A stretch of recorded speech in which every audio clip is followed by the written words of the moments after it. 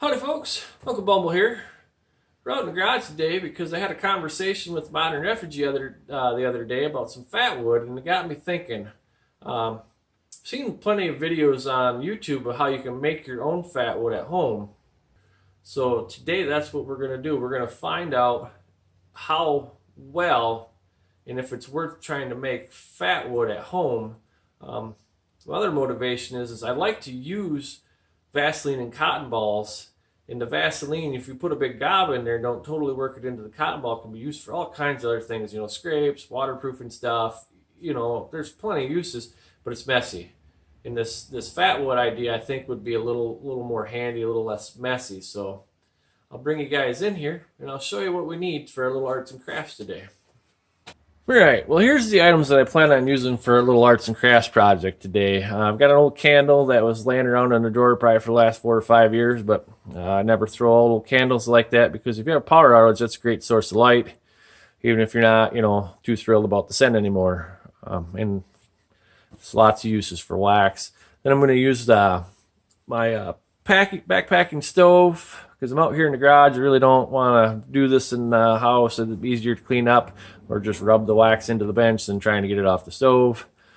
Lighter, a couple different sizes, a piece of old pine board.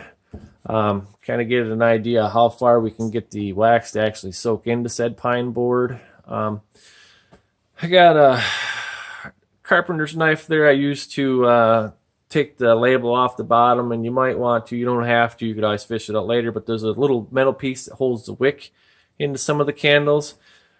I was going to cut that out, but this one doesn't have it, so I didn't have to worry about it. And then I got a pair of old needle nose pliers with the one tip broke off, so I don't mind if you get all covered in wax for fishing the wood out.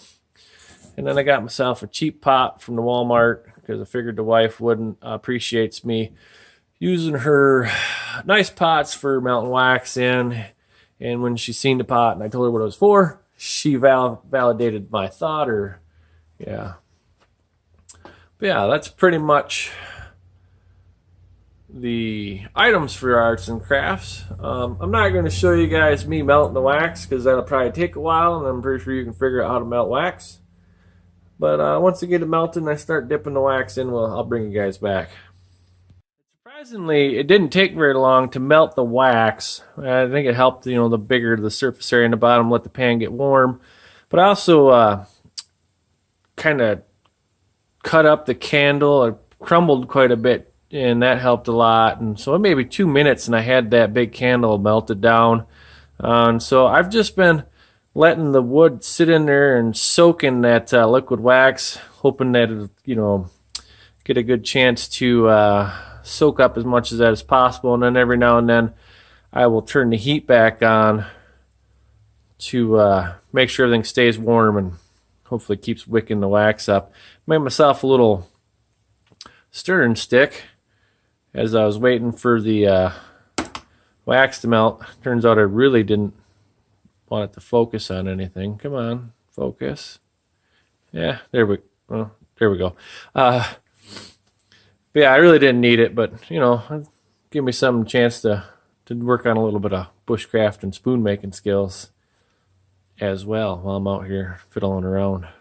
So it's probably kind of hard to tell on the camera, but the level of the wax is going down, so it's going someplace, and I haven't really been running it and keeping it that hot, so I can't imagine it's evaporating or vaporizing out of the pot. So it's getting soaked up into the wood. I've just been going through and using my handy dandy little stirring spoon here and my needle nose pliers and spinning these so that they cook evenly.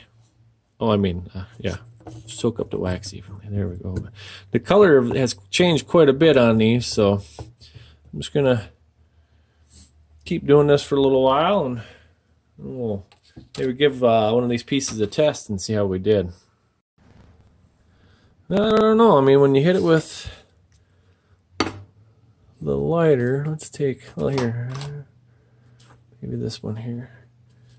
With the lighter, you can definitely see where, see, there's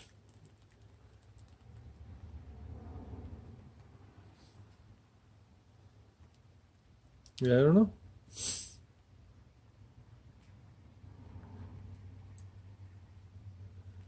It's not something I would expect to see from a piece of wood that doesn't have wax in it. So yeah, got some time and some candles. This might work for you. Yeah, I'd say that's the wax doing that, not just the wood. So there we go. All right, so there's plenty of small little shavings there. They're nice and thin. This has been kicking my butt. They say not all ferro rods are created equal. Maybe that's my problem. This is a cheap one off of Amazon. That's what we're going to go with. It's nothing to do with my skills. It's all the equipment's fault, right? So let's give her a whirl.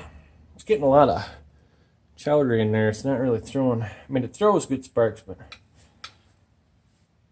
I like to pull the rod away because when you go down, you hit your pile and stuff goes everywhere. So let's.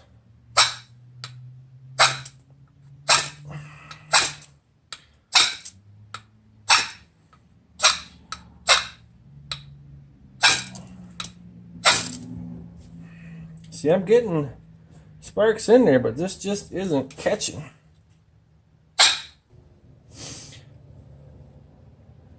Maybe it's because I'm wrong-handed.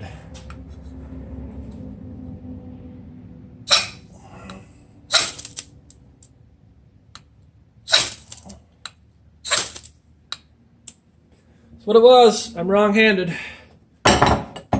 Son of a bitch. Anyways, that was getting personal, and that had to be done. So, all right. So that was my waxwood. I've got this that Modern Refugee got for me. This is actually legit fat wood. There we go. Perfect. You can see the white, fuzziness to it. I imagine that's why they call it fat wood. It kind of looks like dried fat or marbleized fat there on the pine. So we'll do some scrapings with that. See if we can't maybe get it a little easier this time. One of the things I want to do is see how well we can light one of these big chunks. This is mainly fat wood there with a lighter like we did with that waxwood that I made. So let's just give her a little test here.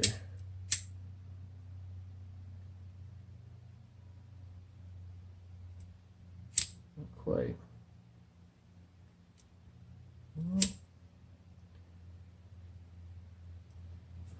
There we go. You're not going to start a piece of wood that's not fat wood like that. Oh, it helps if you can actually see what. Yeah, that's the resin in there that's actually letting it burn like that. A normal piece of wood, isn't going to burn like that. So that's definitely fat wood. All right, so let's make some shavings and see if we can get it to light with a ferro rod. The other nice thing is if you char it like this, it's easier to light the next time. So it's a thought too.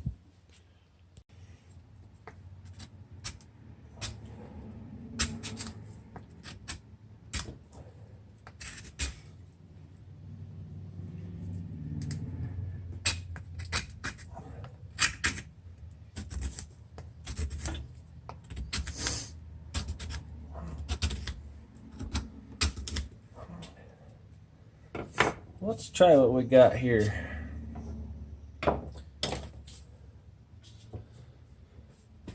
There it is.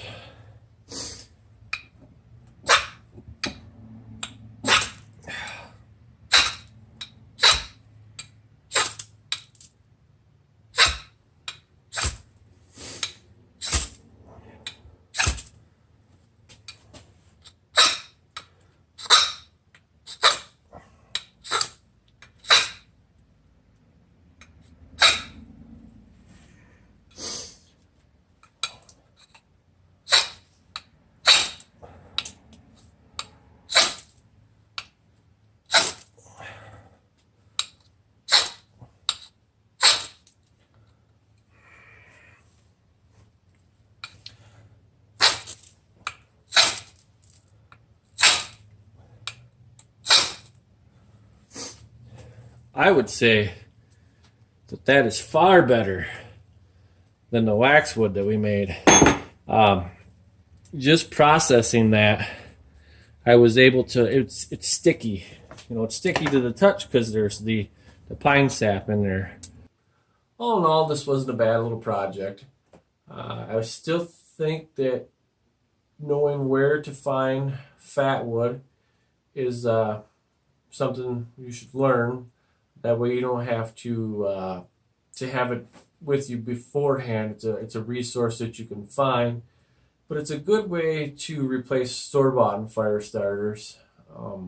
Like I said, I wanted to replace the cotton ball and Vaseline, the homemade fire starters that I do.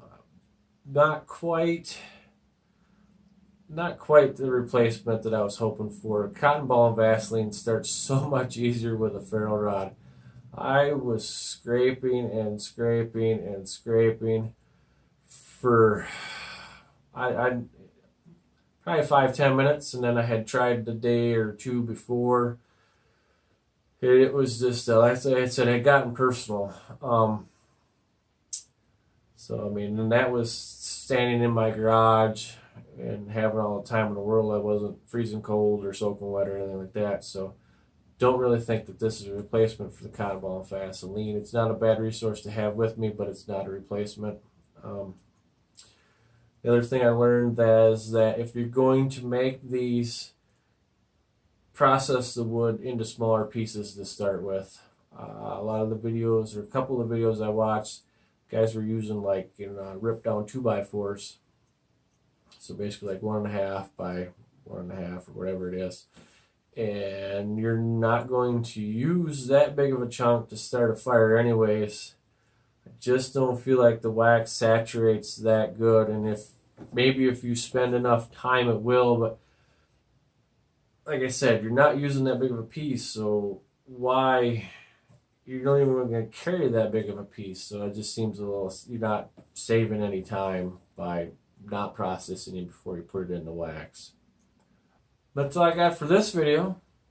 I hope you guys found it educational, or at least entertaining. So this has been Uncle Bumble. I'd like to say thanks for watching my videos. Like, share, and subscribe as you see fit. You guys have a great day.